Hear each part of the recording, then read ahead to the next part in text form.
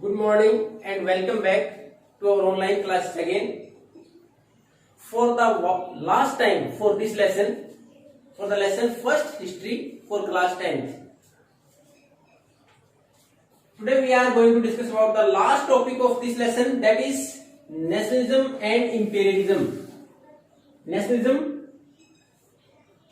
in Hindi राष्ट्रवाद, and in the very beginning we have defined it is one of the form of patriotism. Patriotism का एक form यानी देशभक्ति का एक रूप अपने राष्ट्र के प्रति. इंपेरियलिज्म साम्राज्यवाद, to increase the area, to expand the area, यानी राष्ट्रवाद के नाम पर साम्राज्यवाद का प्रयास करना. अब इस टॉपिक के अंतर्गत सबसे इंपॉर्टेंट जो हमारे यहाँ इसमें क्वेश्चन बनता है, जो ज्यादातर बोर्ड में रिपीट होता है, वो है how Balkans emerge as a region of extreme tension. जो बाल्कन रीजन था यूरोप का, वो बहुत ज्यादा तनाव का केंद्र कैसे बन गया. तो नेशनलिज्म में इन द वेरी बिगिनिंग जब हमने शुरुआत की, नेशनलिज्म क्या था कि एक पार्टिकुलर कंट्री है, वो अपने जो डिफरेंट स्टेट्स हैं, डिफरेंट आइडेंटिटी है स्टेट्स की, उनको एक करके एक देश की पहचान है, nation state. They want to form a nation state.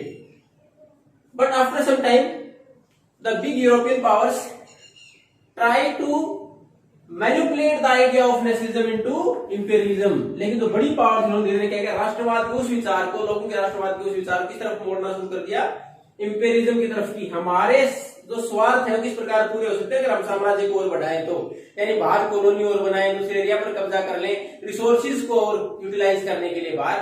तो नेशनलिज्म का नाम जो शुरुआत में था कि हम एक नेशन स्टेट बनाएंगे, उसको किसी तरफ बढ़ाने का प्रयास किया, साम्राज्यवाद की तरफ.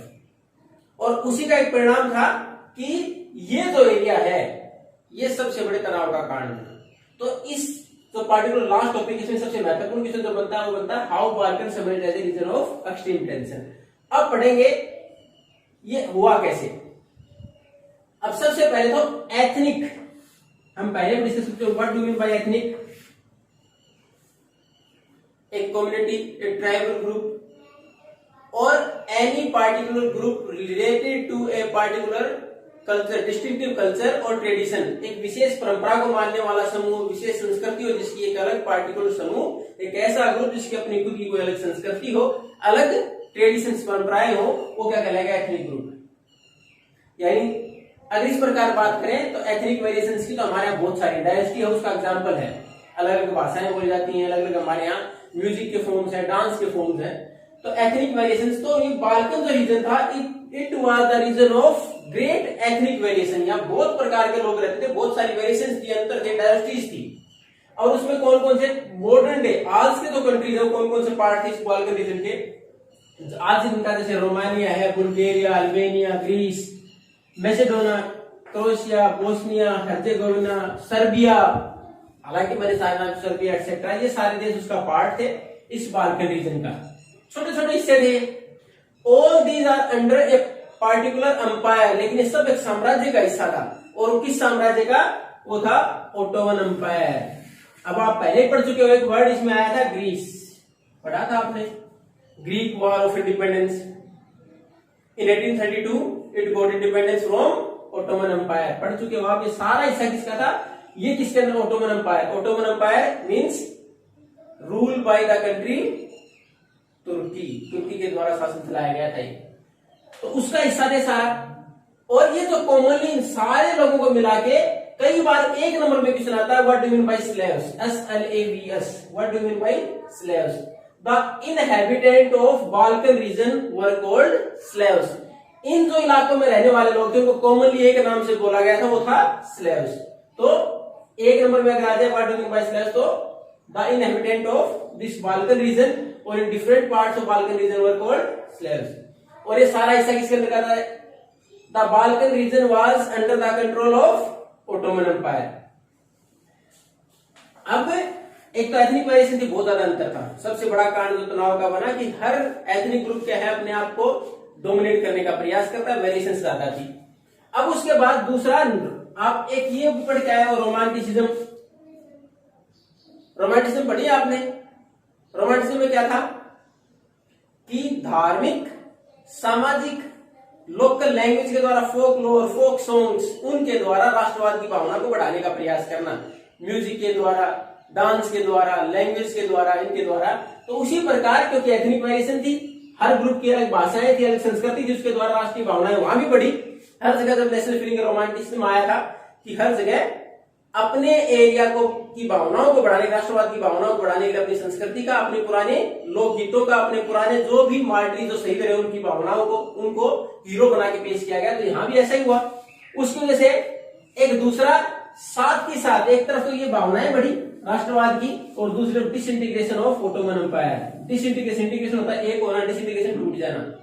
ऑटोमन एम्पायर की पकड़ मजबूत नहीं रही, वो टूट गया, यानी अलग अलग हिस्सों में बढ़ गया। ज्यादातर देशों ने जो हिस्से थे ये छोटे छोटे, उन्होंने अपने आप को इंडिपेंडेंट डिक्लेयर करना शुरू कर दिया। जैसे कि राष्ट्रवाद की भावनाएं बढ़ी, हर एक की सोच क्या थी कि हम स्वतंत्र हो जाएं, और इन्होंने अपनी स्वतंत्रता को जायज कैसे ठहराया, how they make it correct. उन्होंने कैसे बोला कि सही है, क्योंकि इन्होंने माना कि we were free in the past, कि हम तो पहले भी फ्री थे। We were colonised by these countries, तो हमें तो कॉलोनी बनाया गया था। जैसे इंडिया को ब्रिटेन ने कॉलोनी बनाया था, ऐसे ही इन देशों ने अपने आप को आजाद घोषित करते हुए कहा कि हम तो पहले भी फ्री थे, हमारा एक स्वतंत्र इतिहास रहा है, लेकिन हमें तो इनके द्वारा कॉलोनी बनाया गया था। इस आधार पर इन्होंने अपने आप को स्वतंत्र कर लिया और ऑटोमन एम्पायर टूट गया। इसने लगातार कोशिश की ऑटोमन एम्पायर ने आपको मजबूत करने की, try to strengthen, but with little success और नो सक्सेस एक्चुअली। बहुत कम कामयाबी या नहीं के बराबर कामयाबी मिली, यानी कामयाब नहीं हो पाए, धीरे धीरे स्वतंत्र होते चले गए, और अल्टीमेटली छोटे छोटे जगह थी उन्होंने अपने आप को इंडिपेंडेंट डिक्लेयर कर दिया। अब एक चीज और, जैसे इतने सारे हिस्से इकट्ठे थे साथ में, no doubt their boundaries are with each other, दोस्तों की बाउंड्री एक साथ थी। तो अब इसमें जेलस टू ईच अदर, सब एक दूसरे से डरते थे, हर एरिया से दूसरे अपने आप की संस्कृति को डेवलप करने के लिए, अपने आप की संस्कृति को डोमिनेट करने के लिए एक जेलेसी का अभाव था इनमें। तो हर एक ने प्रयास किया कि जितना एरिया उनका कंट्रोल किया जा सके उतना कर लिया जाए, और रेडी टू फाइट, हमेशा युद्ध के लिए तैयार रहते थे। ये जब अलग हुए, स्वतंत्र हुए, तो हमेशा युद्ध के लिए तैयार रहते थे। और हर एक ने कोशिश भी की, try to expand their area, हर एक ने अपने एरिया बढ़ाने का प्रयास किया। प्रॉब्लम्स और इंक्रीज कब हो गई, ये प्रॉब्लम और इंक्रीज तब हो गई जब बड़ी पावर्स, जो यूरोप के बड़े देश थे, बड़ी ताकतें थी, जैसे रशिया, उसके बाद इंग्लैंड जिसको हम आज द ग्रेट ब्रिटेन बोलते हैं, उसके बाद जर्मनी, ऑस्ट्रो हंगरी, ये जो बड़े कंट्रीज थे, इन्होंने भी प्रयास किया कि इन एरिया के ऊपर कब्जा किया है जाए और रिसोर्सेज पर कब्जा किया है, एरिया को और बढ़ाया जाए ताकि उनके रिसोर्सेज और बढ़े। तो इससे स्थिति और ज्यादा खराब हुई, और ultimately this led to the first world war. और इसका परिणाम क्या निकला, अंत में 1914 में फर्स्ट वर्ल्ड वॉर हुआ। तो इसमें जो महत्वपूर्ण क्वेश्चन बनता है 3 नंबर के या 5 नंबर के अनुसार दिया जाता है कई बार, how war region of extreme tension. तो इसमें first it was the region of ethnic variations, then after it was controlled by Ottoman empire but it was disintegrated. एक ऑटोमन एम्पायर का था, उसके बाद उसकी पकड़ भी ढीली हो गई। Then different countries declared themselves independent, सबने अपने आप को स्वतंत्र घोषित करना शुरू कर दिया। They jealous to each other, एक दूसरे से सारे जलते, they try to expand their area, उन्होंने अपना एरिया बढ़ाने का प्रयास किया।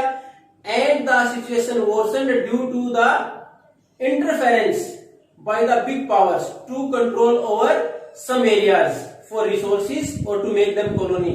स्थिति और ज्यादा खराब कब हो गई, जब बड़ी ताकतें थी like Russia, England, then after Germany, Austro Hungary, इन्होंने तो प्रयास किया और एरिया कंट्रोल करेगा, स्थिति और ज्यादा खराब हो गई। Ultimately it led to first world war, और अंत में परिणाम क्या निकला, फर्स्ट वर्ल्ड वॉर हो गया।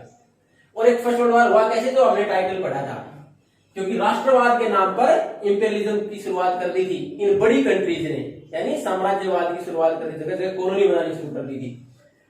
और वास्तविक राष्ट्रवाद कब शुरू हो गया, ये था एंटी इंपीरियल मूवमेंट चलाया गया।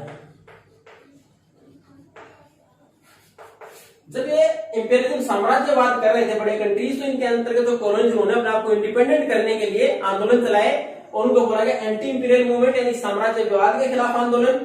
दे try to assert their independence, उन्होंने सबने प्रयास किया आजाद होने का। Like India was also the colony of Britain, भारत भी खुद कॉलोनी रहा है, तो इस प्रकार यूरोप के भी जो देश थे इनके अंतर्गत तो कॉलोनी थी। ये इतनी सारी आपने ऑटोमन एम्पायर के अंतर्गत ही पढ़ी, तो ऐसे बहुत सारे देश थे, उन्होंने अपने आप को आजाद करना शुरू कर दिया। और नेशनलिज्म किस प्रकार डेवलप हुआ, एंटी इंपीरियल मूवमेंट के तौर पर, कि उन देशों ने अपनी अलग पहचान, उसके चाहे रोमांटिक नेशनलिज्म हो कि इस प्रकार की भावनाएं बढ़ाई, हमारी संस्कृति एक जैसी, हमारी परंपराएं एक जैसी, हमारी भाषा एक जैसी, उसके आधार पर हमें अलग देश के तौर पर हमारी पहचान थी, इन्होंने कब्जा किया, हमें इससे बाहर आना है। तो सब ने अपने आप को एक कॉमन आइडेंटिटी के तौर पर पहचानना शुरू कर दिया एक देश के लिए, और इस प्रकार आंदोलन चलाया गया इसके खिलाफ, इस इंपीरियलिज्म साम्राज्य के खिलाफ, बड़ी ताकतें थी उनके खिलाफ। तो इसमें 3 नंबर के अनुसार या 5 नंबर के अनुसार क्वेश्चन बनता है, how balcony emerged as a region of extreme tension, और 1 नंबर की अगर बात करें तो ये आता है, what do you mean by Slavs, the inhabitant of Balkan reason. अब हमारा ये लेसन कंप्लीट। इसमें जो क्वेश्चन अब तक हर टॉपिक के अनुसार बताए गए हैं उनको एक नोटबुक में लिखें और उनके आंसर सारे कंपाइल करें, उसके बाद इनको पढ़ें ताकि आपको बोर्ड एग्जाम के टाइम पर प्रॉब्लम्स न आए।